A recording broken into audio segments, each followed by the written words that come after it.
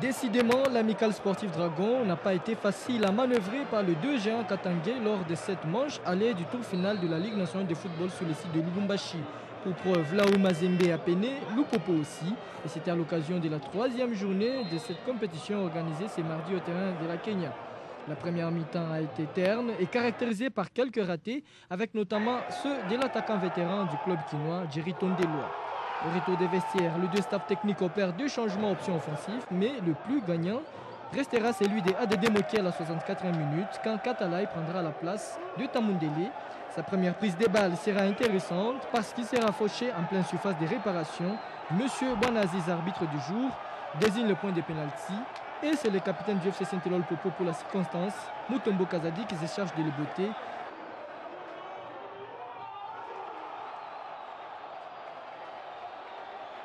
Pour les transformer à la 34e minute, ça fait 1 pour le FC Saint-Eloi Popo. Le Viet peuvent souffler. Cependant, cette euphorie ne durera qu'une minute, car une situation similaire va se produire à l'opposé. Jerry Tondelwa est ceinturé en pleine surface de réparation.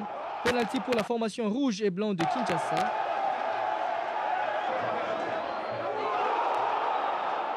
Dommage que Kayombo ne va pas les concrétiser, trouvant en face un Amouri héroïque et qui sauve les teams jaunes et bleus. Après ces ratés, Jerry Tondelwa tentera de remettre le pendule à l'heure dans les ultimes moments de la partie.